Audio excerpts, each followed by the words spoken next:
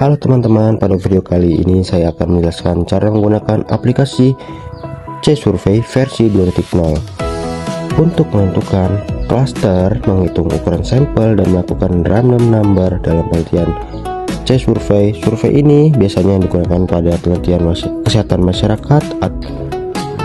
Langsung saja kita mulai. Sebelum kita mulai, film project terlebih dahulu melalui menu Create Data, lalu masukkan nama file, pilih lokasi penyimpanan, lalu klik Create pada tampilan awal.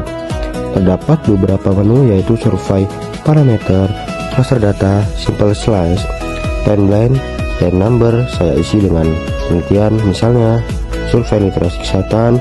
Kemudian pada primary sampling, unit saya memilih kecamatan karena unit utama pengambilan sampel adalah kecamatan. Lalu pada bagian size unit, saya memilih population. Pada bagian seperti mesin, di unit saya memilih rumah tangga. Kemudian pada eligible unit saya isi pada masyarakat yang berusia lebih dari 18 tahun. Di bagian sample size terdapat jumlah klaster sebanyak 30, surprise sebanyak 10, artinya setiap klaster akan diambil 10 rumah tangga, sehingga total sampel menjadi 300 responden. Jika semua sudah diisi, klik tombol OK. Selanjutnya kita masuk ke menu cluster. Pada bagian ini kita masukkan data atau wilayah penelitian. Di sini saya masukkan nama-nama kecamatan beserta jumlah populasinya. Selanjutnya kita klik add pada kolom di atas, lalu pada kolom nama kita dituliskan kecamatan Kedaton, pada kolom size kita tuliskan populasi yang ada di kecamatan Kedaton. Lalu di sebelah kanan dimasukkan jumlah populasi masing-masing kecamatan. Pada ini penting karena nantinya software membeli klaster secara populasi berdasarkan jumlah penduduk. Secara populasi berdasarkan jumlah penduduk. Jika datanya sudah lengkap, kita lanjut ke menu cluster selection. Di menu ini software akan memilih klaster menggunakan metode PPS atau probability proportional tosses, metode PPS. Berarti wilayah dengan populasi lebih besar memiliki peluang lebih besar untuk terpilih menjadi klaster penelitian. Untuk menjalankan proses pilih klaster, klik menjadi klaster penelitian. Untuk menjalankan proses pilih klaster, tombol run. Setelah itu, sistem akan otomatis menghitungkan jumlah klaster yang terpilih pada masing-masing kecamatan. Hasilnya dapat dilihat pada kolom cluster selection. Misalnya W Halim mendapatkan 9 klaster, Angkapura mendapatkan 3 klaster, dan kecamatan lainnya sesuai dengan proporsi jumlah penduduk. Dengan metode ini, pemilihan sampel menjadi lebih objektif dan representatif. Selanjutnya kita masukkan menu sample size.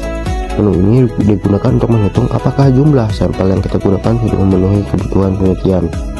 Bagian kalkulasi proporsi, saya memilih tes D, proporsi sampel size. Kemudian pada elimination proporsi, white or graded diisi dengan 0,5 atau 50%. Nah, ini biasanya digunakan untuk penelitian. Lalu 1,5 like of candle, interval diisi dengan 0,05 dan the Sarah level of confidence pilih 95. Pada bagian homogeneity parameter, saya pilih design efek dengan level homogeneity rendah atau low average number of eligible person per household diisi dengan 1, number of cluster diisi dengan 30, dan average number of selection household per cluster diisi dengan 28.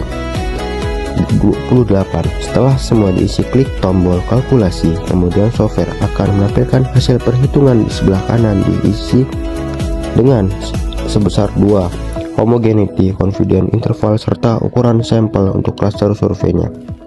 Hasil ini menunjukkan apakah jumlah sampel yang kita gunakan sudah memadai, atau jika muncul tulisan no, berarti ukuran sampel masih belum memenuhi kebutuhan penelitian, sehingga perlu penyesuaian. Sedangkan jika muncul yes, maka jumlah sampel sudah cukup. Berikutnya adalah menu random number. Menu ini digunakan untuk menghasilkan angka acak atau random number yang dipakai dalam pemilihan responden di lapangan.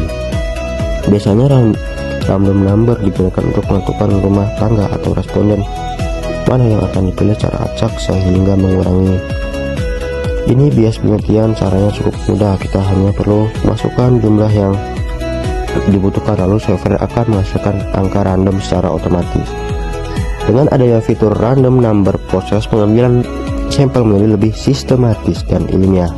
Jadi secara keseluruhan, langkah-langkah penggunaan C-Survey ini adalah: yang pertama mengisi parameter survei, yang kedua memasukkan data cluster, yang ketiga menjalankan cluster selection, yang keempat menghitung sampel size, dan yang kelima menggunakan random number untuk memilih responden software. Ini sangat membantu karena penelitian ini sampling menjadi lebih cepat mungkin secara ini. Dan mungkin itu aja tutorial dari saya, semoga video ini bermanfaat.